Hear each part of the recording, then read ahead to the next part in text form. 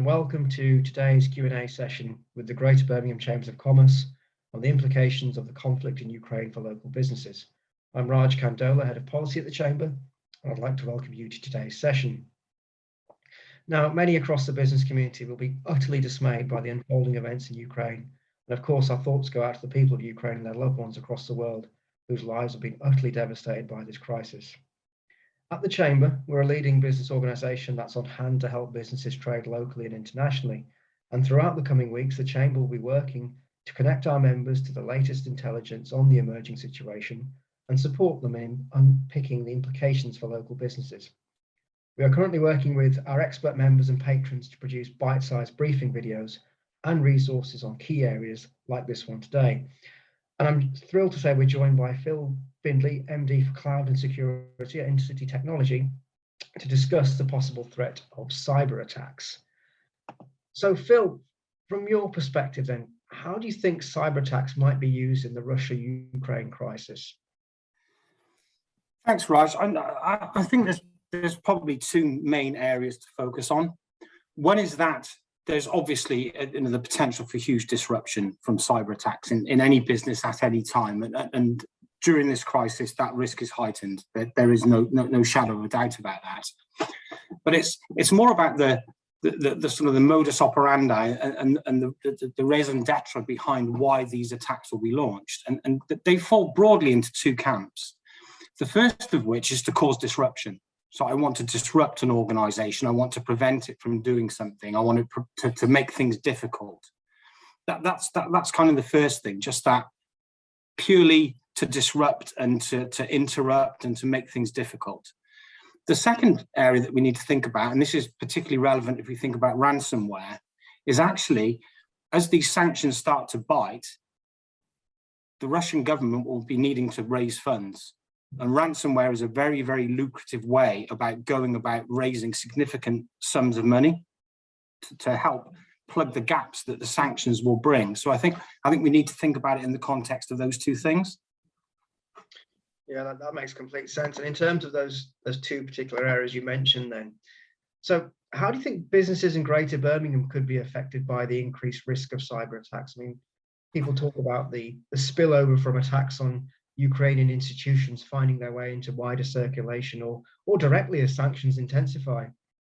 Yeah, I think that's right. The risk of sort of collateral damage, because as and when these new variants of malware or ransomware are launched, they can be fairly indiscriminate, but equally they can be very targeted. So I think you need to take it in the round from that perspective.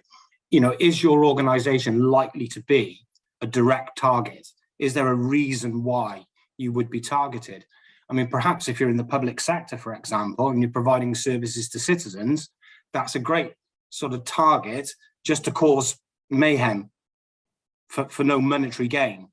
But on the other hand, if you're in the private sector, perhaps it's more about monetizing those attacks.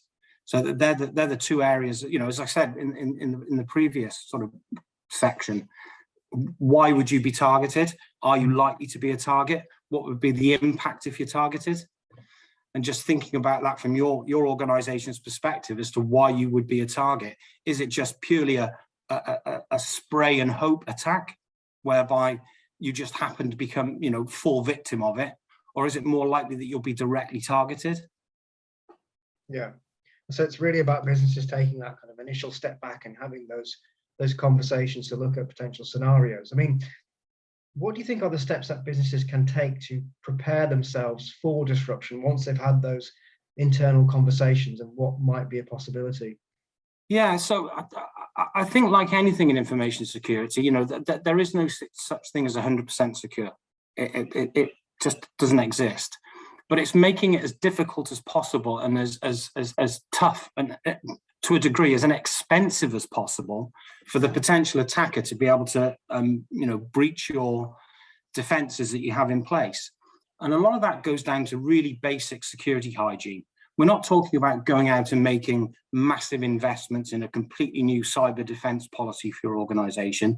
A lot of it comes down to basic housekeeping, you know, making sure that all your systems are patched and up to date, making sure that your antivirus definitions are all up to date, making sure that you've reviewed your firewall rules so there aren't great big holes in your perimeter. All these very basic things like user identification and access management, making sure that you don't have people with elevated privileges to do things on your systems that you don't need them to do. So there's a lot of very, very basic stuff that organizations should be doing anyway, but at this time you should really be spending some time and effort to make sure that those things are in place, that they are as robust as you think they are, making sure that you do have visibility of everything that's going on. This is the one key area, Raj, that I say organizations should focus on. We kind of come from that world of traditional perimeter security, and we're inside the corporate network and we're all safe. Well, obviously the pandemic's had a huge effect on that, because I'm working from home, others are working from home, we're everywhere on anything, and everything now becomes a potential threat to our organization. In information security, we talk very much about the concepts of zero trust networking, so that anything is a potential attack vector into our organization, be that a mobile device, a laptop, whatever it may be. It's not just about that corporate environment anymore, it's about thinking a bit wider. And therefore, how do I, as an organization, as a business, whoever I may be, understand all of those potential areas that could come and affect me? And the only way you can do that is if you have visibility of them. So that visibility question is a really key one that organizations need to ask themselves. Do I have the level of visibility that I need to have to understand what's going on, not just outside the castle walls, but also inside the castle walls?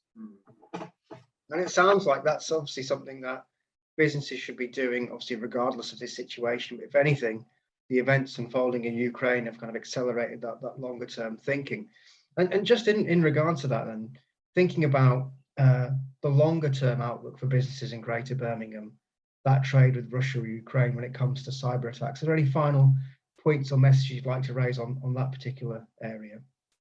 Yeah, I mean, I think that the more that you are involved in that kind of commerce, be it cross-border into Russia or into the Ukraine, the more at risk you are. There's no doubt about that, because the potential impact of the cyber attack against your organization, be that from either side, as it were, is heightened, because you affect the opposition if you can do something that disrupts something that is beneficial to them. So if you do have those trading relationships, then obviously, again, one of the key things for me, I think that organizations should be doing at this moment, and something that I've advocated for many, many years. I'm actually a certified information system security professional. So this is my area of expertise, I suppose you might say, without sounding too big-headed about it. But really, one of the key things that I found in a number of organizations is they have to react very quickly to a very fast-changing set of circumstances when a cyber incident of any description occurs. And one thing that I would definitely advocate for people is, if you don't have one, you need to have an incident response plan. You need to understand how you're going to react and the things that you're going to do before it happens, and actually practice it, rehearse it, do desktop type exercises where you plan, you have all the stakeholders involved, so that when you do need to actually react and deal with an incident, think about these incidents as a case of if, rather when, not if. And therefore, having that playbook that you go through, that you've practiced, that you've rehearsed, that puts you on the front foot immediately, whether that's communicating with your customers, communicating with the general public, communicating with your suppliers, whatever it may be, so that you have that robust plan in place rather than trying to invent one on the go. Yeah.